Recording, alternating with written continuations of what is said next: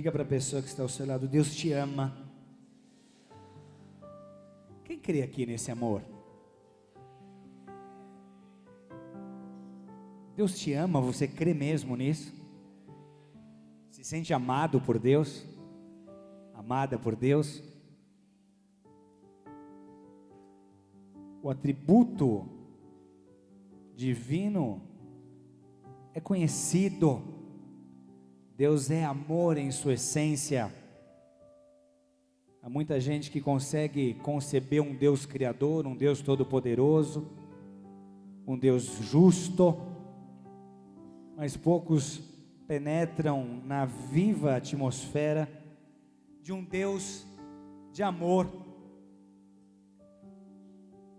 Deus deu o seu próprio Filho, entregou o próprio Cristo por amor. Nada, na verdade, pode nos separar desse amor. O entendimento pleno do amor divino transforma o universo do ser humano, amém? Uma pessoa, quando mais do que ter informações sobre esse amor, é impactada por esse amor, tem o seu mundo mudado. Não foi isso que aconteceu com você? Com a grande maioria aqui? E se ainda não aconteceu, está para acontecer? Diz para ele: está para acontecer? Tem o seu mundo mudado. Quando eu compreendo a dimensão, a profundidade, a intensidade, a imutabilidade, a força do amor de Deus, há um câmbio, há uma transformação. Paulo disse em relação a esse amor aos Romanos o seguinte, Romanos 8, verso 35: quem nos separará do amor de Cristo? Será tribulação, ou angústia, ou perseguição, ou fome, ou nudez, ou perigo, ou espada? Porque eu estou bem certo de que nem a morte, nem a vida, nem os anjos, nem os principados, nem as coisas do presente, nem do porvir, nem os poderes, nem a altura, nem a profundidade, nem qualquer outra criatura poderá nos separar do amor de Deus. Dê uma salva de palmas a Ele.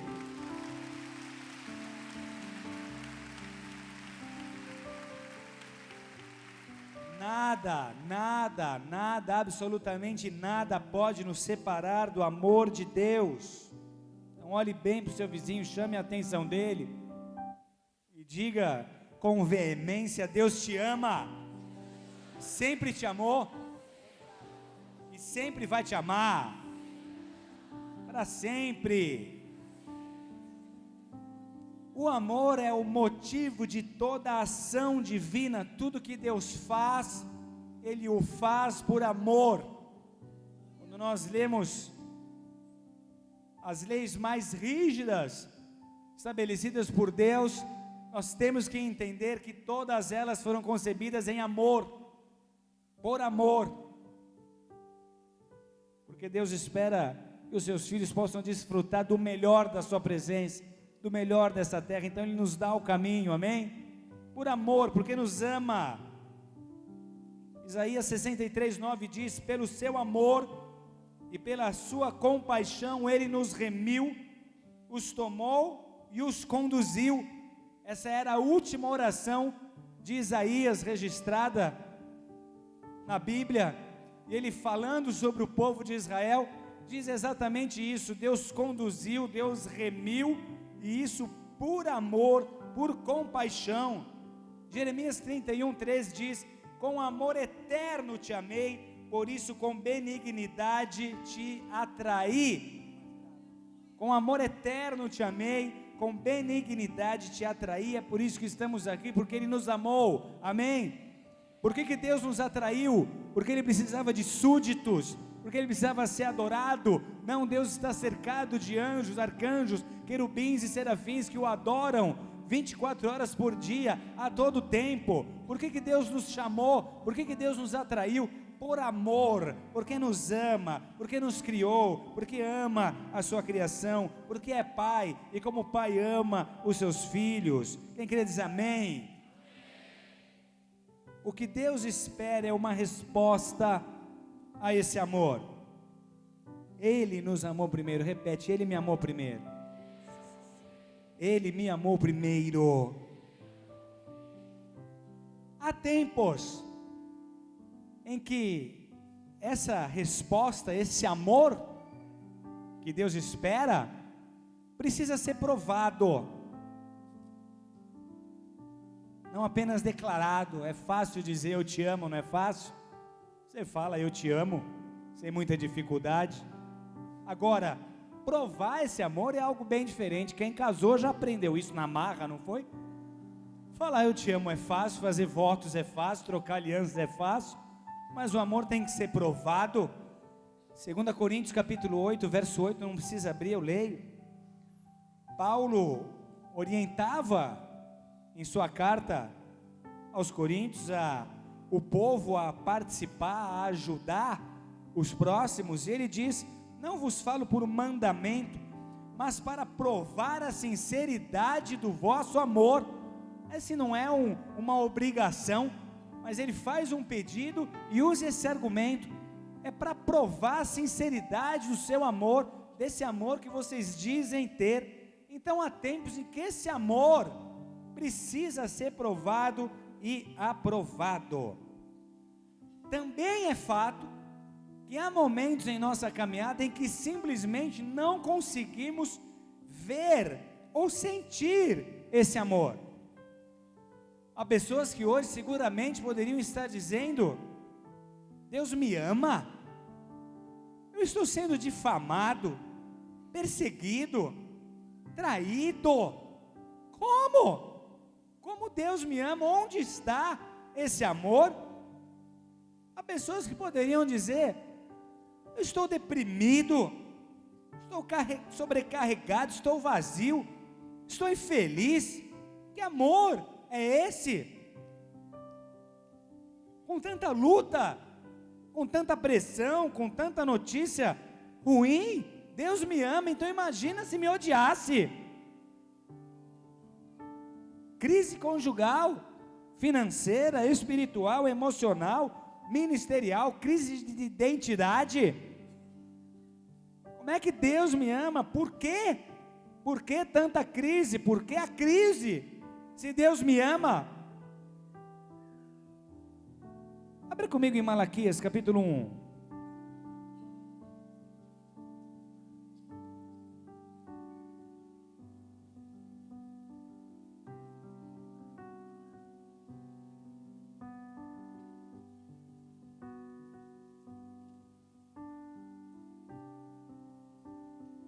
Último livro do Antigo Testamento.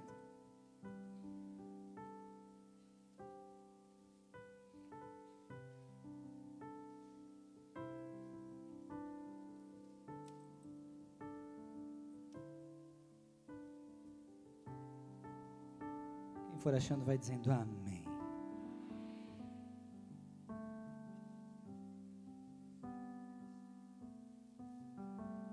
Malaquias 1,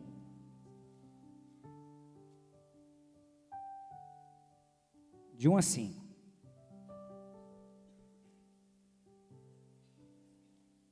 Diz o texto: sentença pronunciada pelo Senhor contra Israel, por intermédio de Malaquias. Eu vos tenho amado, diz o Senhor, mas vós dizeis: em que nos tem amado? Não foi Esaú, irmão de Jacó, diz o Senhor? Todavia amei a Jacó, porém aborreci a Saul, e fiz dos seus montes uma assolação, e dei a sua herança aos chacais do deserto. Se Edom diz: fomos destruídos, porém tornaremos a edificar as ruínas, então diz o Senhor dos exércitos: eles edificarão, mas eu destruirei. E Edom será chamado terra de perversidade, e povo contra quem o Senhor está irado para sempre. Os vossos olhos o verão, e vós direis: grande é o Senhor, também fora dos limites de Israel. Declare comigo: grande é o Senhor, também fora dos limites de Israel. Como já dito esta noite, Malaquias foi o último profeta do Antigo Testamento, a última manifestação profética, o último oráculo de Deus, a última oportunidade em que o povo escuta o coração de Deus batendo por meio de uma mensagem profética. Depois dele houve um período de 4 séculos de silêncio. Se você abre a sua Bíblia entre Novo e Antigo Testamento, é muito provável que você ache uma página em branco. Ela representa esses 400 anos de silêncio divino. O nome Malaquias tem um significado interessante. Malaquias é meu mensageiro, ou mensageiro de Deus. Malaquias, o profeta, profetiza num período posterior ao tempo de Neemias, o que significa dizer que o cativeiro babilônico era no momento só uma triste lembrança, que os muros e a cidade de Jerusalém já haviam sido reconstruídos, assim também como o templo. Era, na verdade, um tempo de apatia, de sonolência espiritual. O entusiasmo e o fervor do povo deram lugar a uma terrível apostasia, a um esfriamento talvez sem precedentes. Tanto a liderança quanto o povo estavam em declínio espiritual. Havia sérios sintomas de degeneração da fé. O povo estava num ponto em que o amor de Deus era questionado, sua honra, sua grandeza, também sua justiça, seu caráter. O estado espiritual do povo estava num nível muito baixo. Na verdade, esse esfriamento levou o povo a deixar, inclusive, de entregar o seu dízimo. Em consequência disso, as colheitas fracassaram. É clara a proposta, é claro o princípio. A bênção, o favor divino está associado à entrega. E o que temos aqui é que, em função da ausência de recurso, os sacerdotes, já desamparados, tornaram-se negligentes, indiferentes para com as funções do templo, para com o culto a Deus. Deus amou o povo, mas esse povo se mostrava ingrato. Deus amou o povo, mas esse povo se mostrava insatisfeito. Deus amou o povo, mas esse povo se mostrava rebelde. Malaquias faz então um apelo apaixonado, entusiasmado, chama a nação ao arrependimento e à volta a Deus. A sua mensagem não é uma mensagem qualquer, ela traz em si uma terrível responsabilidade. Ela é uma mensagem de confrontação. O texto diz, verso 1, sentença pronunciada pelo Senhor. Essa palavra sentença é maçã, que significa também peso, fardo. Então não era uma mensagem qualquer, uma mensagem que iria trazer peso sobre o povo, que iria trazer fardo sobre a liderança. Uma mensagem de confronto, algo que Deus iria dizer. E o interessante é que Israel se alegrava, assim como nós, quando Deus julgava os seus inimigos, quando Deus julgava os outros povos, as nações ao seu redor, mas reclamava e quase que não aceitava o seu próprio julgamento. na verdade, longe de corresponder ao amor de Deus, o povo naquela ocasião desprezava a Deus, a sua palavra, e agora, em função desta distância, desse abismo que a apostasia cavou, estavam sendo alvo de disciplina. Deus levanta o seu e pronuncia essa sentença. A mensagem não tem o propósito de agradar os ouvintes, mas de salvá-los. A mensagem não tem um propósito de entretê-los, mas de livrá-los. Diga amém. Não é uma mensagem suave, não é uma mensagem de autoajuda, não é uma mensagem que faz cócegas na vaidade humana, não é uma mensagem qualquer, é uma mensagem que chama para reflexão, que faz pensar, que exige posicionamento, amém? Que exige posicionamento, é um confronto, é quando Deus nos analisa de forma mais profunda. Ficou grave demais agora, me ajuda por favor. É quando Deus nos chama a um nível de santidade mais elevado, é quando a nossa própria santificação já não é o que agrada a Deus, é quando o nosso culto, a nossa prestação de culto, a nossa adoração, já não agrada a Deus como Ele espera ser agradado, é quando a resposta ao amor de Deus já não está à altura que Deus espera.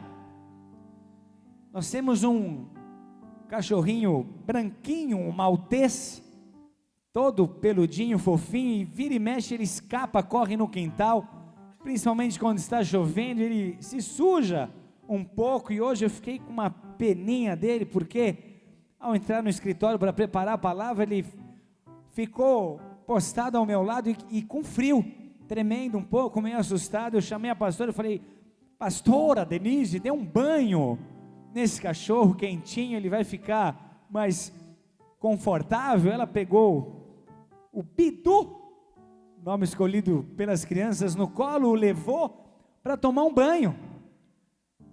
Instantes depois, ao chegar na cozinha, eu vejo o Bidu, e ela disse: olha que coisa linda, ele tomou um banho. Mas sabe quando você olha com mais critério, e você percebe que ele ainda tem uma sujeirinha? Cachorro branco, se é mais escuro não aparece, mas aí você olha e vê a patinha um pouco preta, um pelinho ali. Eu olhei bem para ele e falei: Denise, você deu banho nele? Ele ainda está meio sujinho. E ela deu risada e falou: não foi um banho.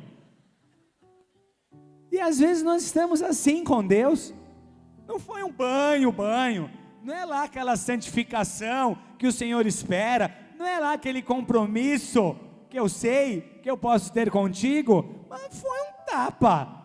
Eu sei que eu tenho as minhas sujeirinhas, eu estou desconfortável com elas, mas pelo menos estou aqui, tomei um banhinho, de vez em quando vou, escuto a palavra, mas ainda não é o nível que eu sei que eu preciso chegar. Quem crê diz amém.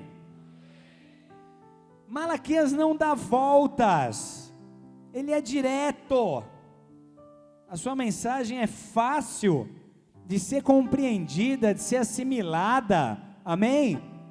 Nós temos textos na Bíblia Sagrada românticos, poéticos, elegantes ao extremo, que revelam sutilezas até, mas há momentos em que a coisa fica mais séria, em que Deus fala mais objetivamente conosco, fala de modo que todos aqueles que o escutam possam entender, amém? No Novo Testamento Jesus falava por parábolas, às vezes as pessoas tentavam decifrar o ensino, os próprios discípulos por vezes boiaram, mas aqui a coisa está facilitada, amém? Deus sabe fazer isso. Eu posso dizer para vocês, prosopopeia flácida para acalentar bovinos, e eu posso dizer conversa para boi dormir, amém? Todo mundo entende. Eu posso falar acreditar o primata, e eu posso falar pagar mico. Eu posso falar derrubar com a extremidade do membro inferior o sustentáculo de uma das unidades de proteção solar do acampamento, ou eu posso falar chutar o pau da barraca? Eu posso falar sequer considerando a possibilidade da fêmea bovina expirar fortes contrações laringobucais, e eu posso dizer nem que a vaca tussa. E aqui nós temos uma objetividade revelada, Deus é claro. E o que vemos? Ele começa dizendo: eu vos tenho amado. Esse amor é aqui declarado, é amor deliberado, era amor do Pai pelo Filho, amém? Incondicional. Eu os tenho amado. Veja que ele não diz eu os amei, isso daria a ideia de deixei de amar. Ele não está dizendo eu os amarei, isso pode acontecer um dia no futuro, caso vocês se voltem a mim. Independente da situação espiritual do povo, Deus está dizendo eu vos tenho amado, eu os amei no passado, eu os amo no presente, e eu os amarei eternamente. Ele não condiciona o seu amor à condição do povo. Eu os amei, eu os amo, e eu sempre os irei amar. Diga graças a Deus. Que amor é esse? Agora, amor de pai e filho, amor de esposa, esposo, é mais ou menos parecido, não vai desaparecer, não vai diminuir, não vai sequer ser neutralizado. Porém, dentro de uma relação amorosa, a relação causa efeito. Eu sei que a minha esposa me ama, não tenho dúvida disso. Alguém tem? Alguém tem dúvida que a pastora me ama? Me ama? De todo o coração? Vai me amar para sempre? Sempre me amou? Você nem me conhecia. Vai me amar para sempre? Me ama? Eu sei que isso não muda, porém eu sei que há causas que geram efeitos. Amor não vai mudar nunca, mas eu sei que meu comportamento, minha atitude para com ela, apesar de não abafar esse amor, de não diminuir esse amor, podem gerar uma resposta que não será naturalmente a mais amável possível. Há coisas que nós nunca podemos fazer diante de Deus, nunca podemos dizer para Deus, e há coisas que nós nunca podemos dizer para a esposa. Amém, maridos? Aprendam comigo essa. Todos sabem, nós fizemos uma década de casados, tiramos alguns dias para descansar, graças a Deus por isso. Estávamos num limite incrível de viagens, de compromisso, foi um tempo maravilhoso. E um dia, nós numa praia, tomando sol, tivemos a infelicidade de fazer um comentário daqueles que você nunca deve fazer na sua vida, nem que for verdadeiro. Eu olhei para a pastora e, para dar aquela provocadinha nela, eu disse: você deu uma engordada. Querida, anota, se você puder pegar algo dessa pregação, grava isso para sempre. Nem que fosse verdade, ela sabe que é brincadeira, mas nem que se fosse verdade, não fala uma coisa dessas. Eu sei que ela continuou me amando, ela nunca vai deixar de me amar, mas amados, eu pedi para ela me passar protetor. Normalmente ela passa com carinho, né? Quem olhava de longe falou: essa mulher está batendo nele. Pá, pá, protetor, toma aqui. E eu percebi que ela me tocou assim na barriga. Protetor. Final de tarde, chego todo contente no quarto, vou me olhar no espelho, estou todo bronzeado, com 3 marcas de dedo assim. Bronzeado com 3 marcas brancas de dedo. Denise, o que é isso? Ela me olhou com aquela cara de vingança. Não sei como isso foi acontecer. À noite, eu tenho pavor de mosquito e não sei. No Nordeste parece que os mosquitos são endemoniados. Mosquito satânico. Uma picada que dói mais, coça mais, é horrível. Liguei na recepção assim que cheguei e falei, me dá uns 5 daqueles aparelhinhos com veneno de mosquito, elétricos. Eu sei que na mesma noite, com a barriga manchada, eu acordo, sendo consumido pelos mosquitos. E acordei assustado, me lembrando, eu coloquei os aparelhos para mosquito aqui. Estava aqui do lado da minha cama, acordei todo picado, reclamei, gritei, Denise, os mosquitos! E ela meio assonada olhou para mim e falou assim, não sei, será que eu sou sonâmbulo e tirei o aparelho daí?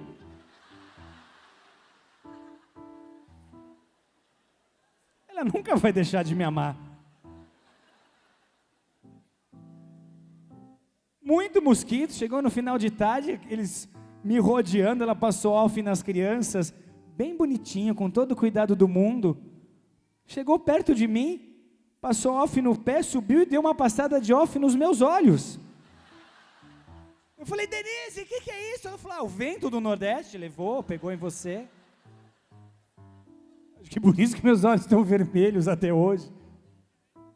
O amor nunca vai mudar, nunca vai diminuir, mas diz pro seuzinho, tem causa e efeito. Com Deus não é diferente. O povo sabia que Deus amava, mas naquele exato momento ele não sentia amor.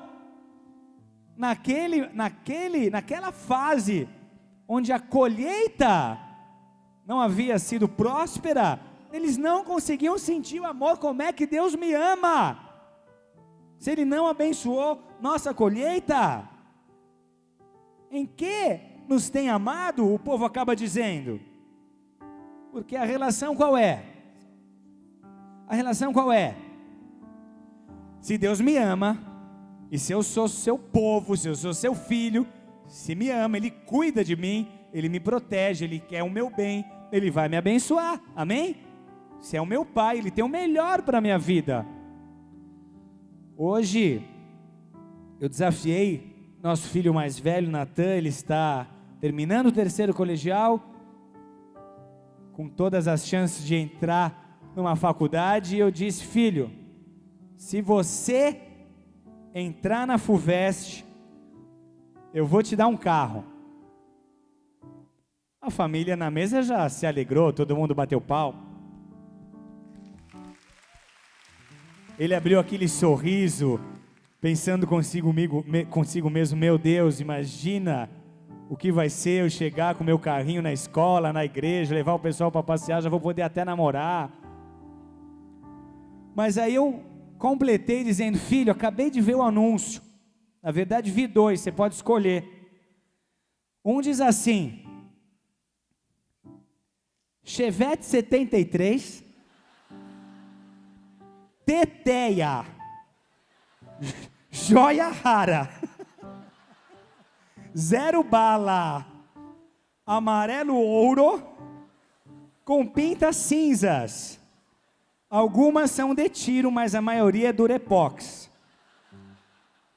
Não sobe ladeira, mas na descida é uma bênção. Já vem com adesivo amor só de mãe. Ele já fez aquela cara tipo, como? Que história é essa?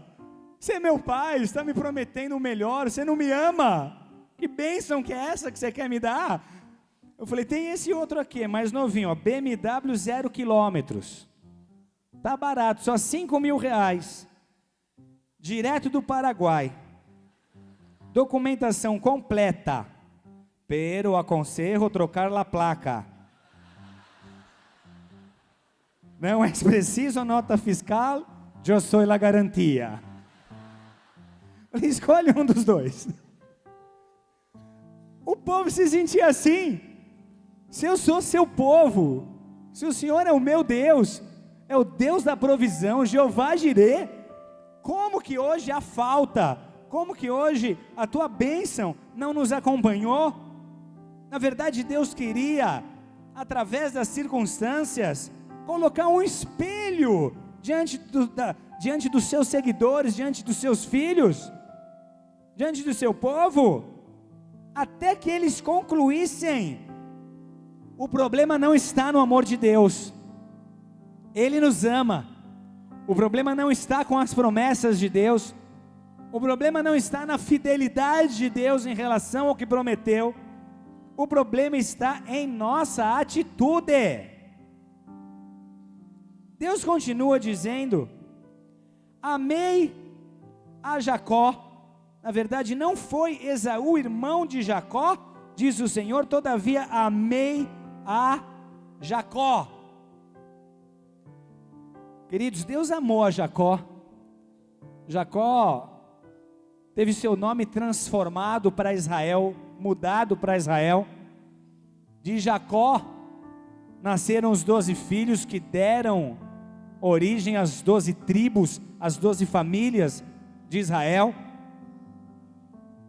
Deus amou a Jacó, porém é importante que entendamos aqui que Deus amou a Jacó não por sua dignidade, não por seu mérito, nem por suas qualidades.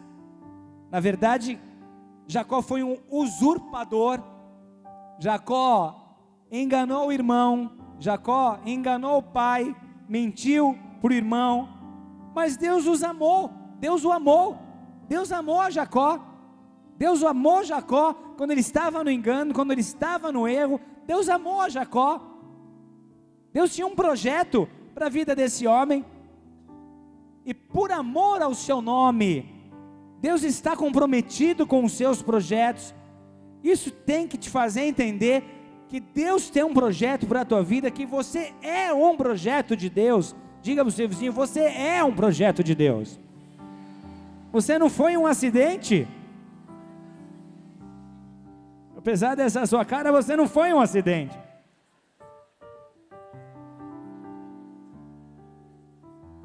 Jacó era um projeto de Deus, você é um projeto de Deus. E Deus está comprometido com os seus projetos, então entenda, Deus está comprometido contigo. Deus está comprometido contigo até o fim. Ele amou a Jacó, ele sabia o que seria do futuro de Jacó, o que prova que o amor de Deus é contínuo, é paciente, é atemporal. Vos tenho amado. Diga para o seu vizinho: a graça de Deus é maior que os nossos pecados. Deus não desiste de nós. Glória a Deus, a graça de Deus é maior que os nossos pecados. Deus não desiste de nós. Glória a Deus por esse amor. Graças te damos, Pai, por tua misericórdia. O amor de Deus, a graça de Deus é maior que os nossos erros. Deus não desiste de nós. O povo se tornou insensível e ingrato, mas Deus deu provas de seu amor a Jacó. Havia um histórico. Como é que vou dizer que Deus não nos ama? Olhe para o seu passado. Deus protegeu Jacó, o livrou, o salvou, o conduziu, cumpriu a sua promessa, livrou o seu povo do Egito, os estabeleceu na terra prometida, lhes deu uma lei, lhes deu direção.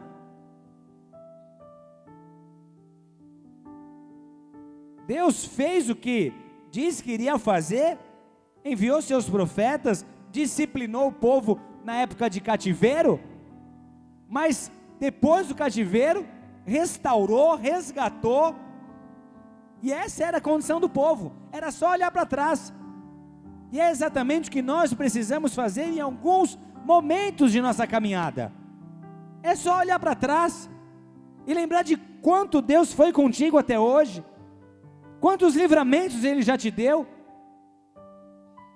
É só lembrar a maneira maravilhosa com que Ele te chamou, pela qual Ele te transformou. É só lembrar dos sinais que Ele te deu. Olha para a tua trajetória, Ele te conduziu até aqui. E se você olhar para trás, por piores que tenham sido as mais difíceis fases vividas, Deus esteve contigo, Deus te guardou. Houve momentos que você disse: eu não vou aguentar, eu acho que vou morrer, mas Deus te guardou, Deus te protegeu, Deus te sustentou, e hoje você está aqui. Olhe para trás, se lembre de onde Ele te tirou, o que Ele já fez por você, quantas orações já respondeu, quantas dádivas, quantas bênçãos, quantas experiências já tidas com Deus. Olhe para trás, olhe para o passado, e você vai entender o quanto Deus te ama. Só que há um julgamento divino aqui. Verso 3 e verso 4, ele usa uma ilustração tremenda, ele cria um paralelo aqui, ele toma Jacó e Esaú, e usa o povo de Edom como exemplo. O que precisamos entender? Jacó e Esaú sendo irmãos, Esaú sendo usurpado, Jacó assume a primogenitura, e Deus o escolhe, ele é eleito de Deus. Esaú, lá na frente na história de Jacó, o perdoa, mas os seus filhos não, as futuras gerações não. As futuras orações olhavam para a história de Esaú e Jacó e diziam: Jacó, o nosso tio, roubou o nosso direito de primogenitura. Era o mesmo que dizer: o nosso tio roubou a nossa herança que pertencia ao nosso pai, enganou o nosso pai, o pai perdoou, mas nós não vamos perdoar. Era mais ou menos isso. O povo de Edom foi um povo constituído com base nessa facção, nessa ira. O povo de Edom se transformou em inimigo de Israel. Então estamos falando da descendência de Jacó e da descendência de Esaú. Edom foi o povo gerado por Esaú, Israel foi o povo gerado por Jacó. Se analisarmos a história, vamos nos deparar com um Esaú que priorizou a satisfação dos seus apetites, com um Esaú que desprezou o sagrado, que desprezou os direitos em Deus. Hebreus 12, 16, 17 ainda diz que Esaú era impuro e profano. Ele queria a bênção de Deus, mas sem arrependimento verdadeiro, sincero. Já a história da sua descendência é ainda mais séria. O povo de Edom, segundo Números 20, de 14 a 21, bloqueou a passagem de Moisés e de todo o povo no deserto. Moisés pede passagem pelo território ao rei de Edom, e fala com todo o amor e diplomacia possível. Ele diz: assim diz teu irmão Israel, nós somos gerados por Jacó, ele era irmão de Esaú, nós somos irmãos, assim diz teu irmão, nos deixe passar, nos dê passagem. Sabe qual foi a resposta do rei, banhada em ódio? Não passarás. E a história conta que eles ainda saíram para resistir em guerra ao povo de Deus. Na verdade, Salmo 137, 7 conta que eles se associaram com a Babilônia para matar o povo de Deus. Como se já não fosse o bastante, eles saquearam Jerusalém com os caldeus, Oséias 11 e 13. Não faltavam motivos para que os israelitas se sentissem indignados. E por quê? Porque 70 anos depois de Jerusalém ter caído nas mãos da Babilônia, os nabuteus, os árabes, varreram Edom e a capital dos edomitas, Hebrom. Que nem aconteceu com Jerusalém, da mesma forma que ocorreu com Jerusalém, ocorreu com Hebrom. Povo levado cativo, povo destruído, cultura destruída, templo destruído, cidade destruída. Como aconteceu com Jerusalém, acontece com Hebrom. E a questão toda era: Senhor, nós te servimos, nós somos o teu povo, nós te obedecemos, eles te rejeitaram, e eles te rejeitando vão reconstruir, porque havia naquela mesma época uma entre várias tentativas do povo de Edom reconstruir a sua cidade, e o povo ficou pasmo. Nós somos o povo eleito, nós te obedecemos, nós guardamos a tua palavra. Esse povo rejeita os teus ensinos, rejeita a tua presença, e eles vão reconstruir. Haverá restauração para eles, enquanto nós estamos aqui sem poder desfrutar do suor de nosso trabalho, do fruto da colheita de nosso plantio? Era uma indignação até que legítima. Olha a resposta de Deus. Vamos ler, verso 3, verso 4. Fiz dos seus montes uma assolação e dei a sua herança aos chacais do deserto. Deus está dizendo: se Edom diz, fomos destruídos, porém tornaremos a edificar as ruínas, então diz o Senhor dos exércitos, eles edificarão, mas eu destruirei, e Edom será chamado terra de perversidade, povo contra quem o Senhor está irado para sempre. O que Deus está dizendo aqui?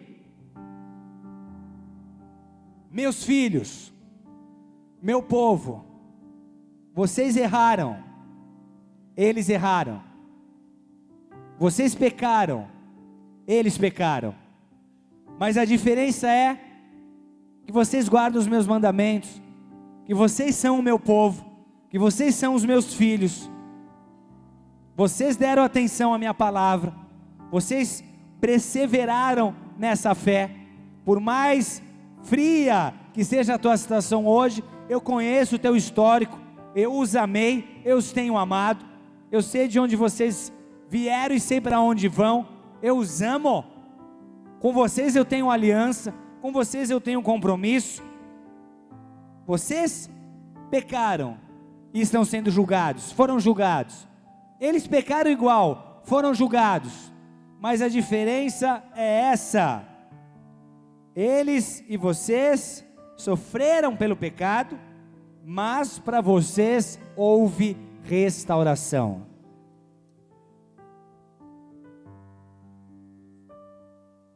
O juízo é uma das facetas do amor de Deus.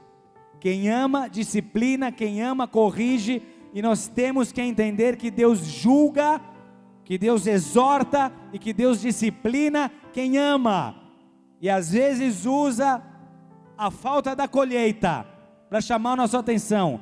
Deus exorta e disciplina os filhos. Nós pecamos, eles pecaram. Deus não tem uma condição melhor para os filhos. Ele é justo, da mesma forma que Ele julga quem despreza os seus ensinamentos, Ele julga os seus filhos. Os critérios são os mesmos, amém? Deus não alivia para ninguém. O povo inimigo pecou, Deus julga. O seu povo pecou, Deus julga. Um sofre, o outro sofre. Qual é a diferença? Para vocês, igreja, para vocês, filhos, haverá restauração. Haverá restauração, por mais difícil que esteja, por pior que tenha sido a desolação, por mais sério que tenha sido o castigo, por mais difícil que tenha sido lidar com o julgamento, para vocês, meu povo, haverá restauração.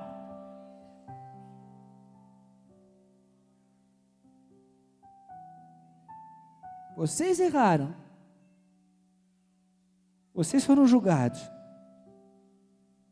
isso trouxe dor, você teve que administrar as consequências das suas decisões, mas a diferença é: haverá restauração, haverá restauração, haverá restauração, haverá restauração. Diga: haverá restauração, haverá restauração. Mais forte: haverá restauração, mais forte: haverá restauração. Aleluia, dê uma salva de palmas ao Senhor Jesus. haverá restauração.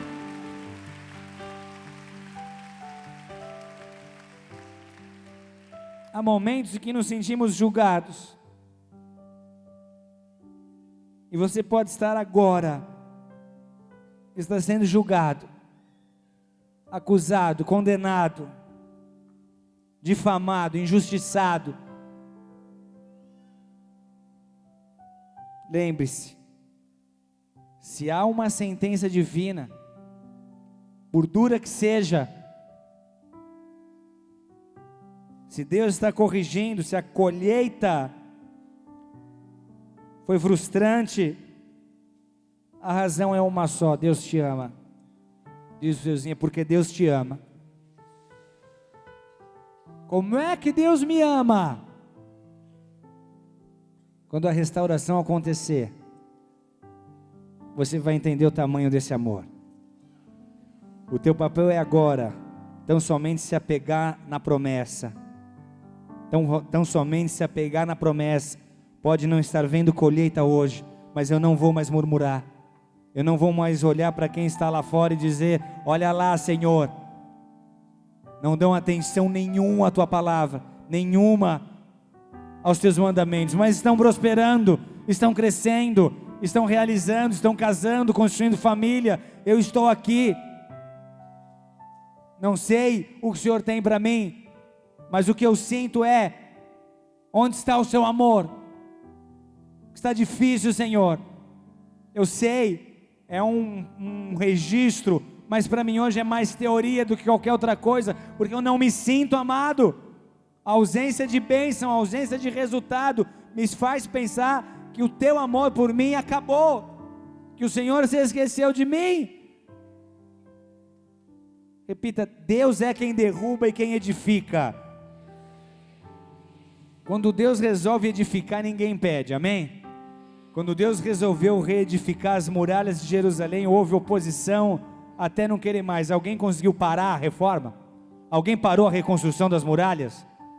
Ninguém para. Quando Deus resolve edificar, ninguém para o agir de Deus. Agora, quando Deus resolve destruir, ninguém para a destruição de Deus. Torre de Babel, quem poderia impedir um projeto como aquele? Mas Deus agiu, e o projeto não foi concluído, foi destruído. Quando Deus edifica, ninguém para essa edificação. Quando Deus destrói, ninguém muda o que Ele está destruindo. Então lembre-se, a razão é uma: Ele me ama. Não questione esse amor. Saiba receber a repreensão de Deus, assim como você recebeu as bênçãos. Saiba receber a correção, assim como você recebe o bem. Abra sua Bíblia em Malaquias 3.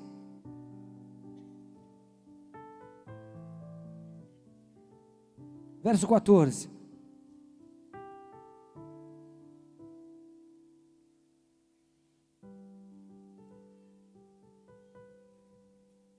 Vós dizeis: é inútil servir a Deus. Que nos aproveitou termos cuidado em guardar os seus preceitos e andar de luto diante do Senhor dos Exércitos? Ora, pois nós reputamos por felizes os soberbos, também os que cometem impiedade prosperam. Sim, eles tentam ao Senhor e escapam. Esse era o pensamento do povo. Mas Malaquias 3, verso 17, diz a teu respeito: eles serão para mim particular tesouro, naquele dia que prepararei, diz o Senhor dos Exércitos, poupá-los-ei, como um homem poupa seu filho que o serve. Repete comigo: diz o Senhor dos Exércitos, poupá-los-ei, como um homem poupa a seu filho que o serve. Amados, essa é uma palavra para a igreja brasileira. A igreja no Brasil recebeu de Deus tudo e mais um pouco. Nesses últimos anos, a porção derramada sobre essa nação foi única. Tudo que a igreja deu certo. A unção derramada sobre os cristãos os levou a realizar, a avançar. Tudo que a igreja fez nesses últimos anos deu certo. Abriu uma portinha aqui, bomba, acontecia. Fazia alguma coisa ali, bomba, Deus fazia. Só que essa unção trouxe sobre a igreja uma grande responsabilidade. A igreja brasileira é uma igreja imatura.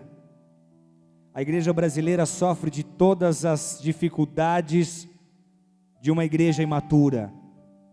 A igreja no Brasil ainda se deslumbra com a visibilidade que a unção concede. A igreja no Brasil é orgulhosa, é faccionada, líderes não se dão com líderes. A igreja do Brasil penetrou em tão curto espaço de tempo que a soberba entrasse em seu coração. Só que Deus tem um projeto para o Brasil. Deus ama o Brasil, Deus ama a igreja brasileira e Deus vai usar a igreja brasileira para a evangelização das nações. Essa palavra saiu da boca de Deus e ela vai se cumprir. Amém? Deus tem um compromisso com a igreja brasileira. Deus ama a igreja brasileira é filha. Deus sempre amou, Deus ama e Deus sempre vai amar. Amém, amados? Ama, sempre amou e sempre vai amar. Mas porque ama, e porque a sua palavra não volta vazia, a palavra que sai da boca de Deus não volta para Ele vazia, porque ama, porque tem compromisso, por amor à sua honra, por amor ao seu nome, por amor à igreja, Deus vai corrigir a igreja, Deus vai disciplinar a igreja, Deus vai chamar a atenção da igreja. Nós estamos hoje, nesse exato momento, numa fase de transição de poderes espirituais. Quando a presidência é mudada, quando um governo é substituído, a influência espiritual que esse governo traz sobre a cidade, o estado ou o país governado também muda. Nós estamos num período onde haverá uma transição seríssima. E se prepare, Deus usa o tempo, Deus usa espaço e Deus usa as autoridades para cumprir os seus propósitos. Aquilo que Deus determinou será cumprido, porém não sem que antes a igreja brasileira venha a ser peneirada. Os próximos anos serão anos de muita dificuldade espiritual. Os próximos anos preparam para nós as maiores guerras que a igreja brasileira já enfrentou. Os próximos anos serão anos onde o nosso amor por Deus terá que ser provado. Aquilo que nos aguarda ainda não nos é conhecido. Nós não sabemos quando, nem por onde, nem como, mas uma certeza eu vos dou: a igreja brasileira será sacudida. O que Deus tem nos dito há mais de 7 anos, e quem é desse ministério sabe do que eu estou falando, é que antes do avivamento haveria um tempo de fornalha, um tempo de perseguição para a purificação. Nós não sabemos o que nos espera, mas creiam de todo o coração.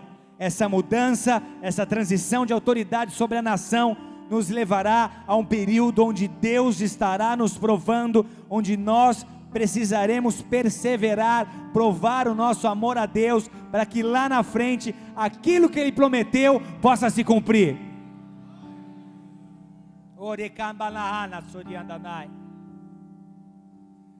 E Ele sabe o quanto nós precisamos de força.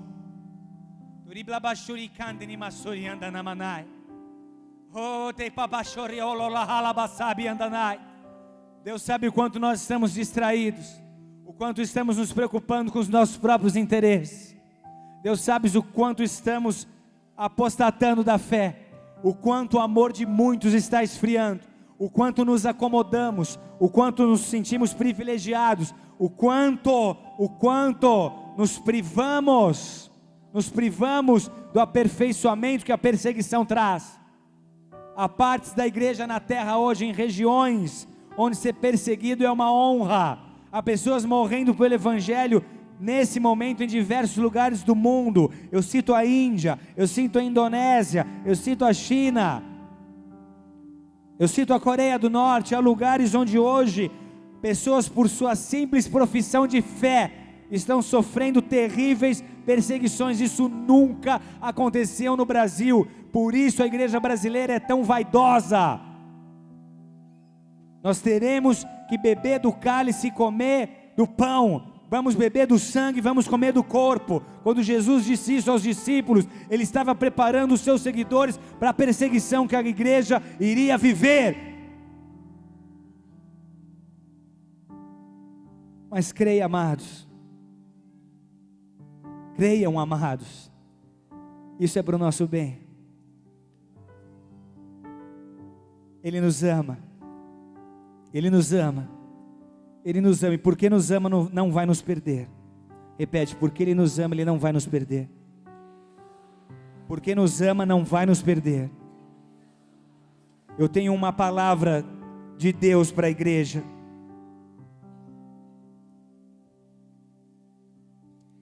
Eles serão para mim particular tesouro. Naquele dia que preparei, diz o Senhor dos Exércitos, poupá-lo-eis como um homem poupa a seu filho que o serve. Então vereis outra vez a diferença entre o justo e o perverso, entre o que serve a Deus e o que não serve.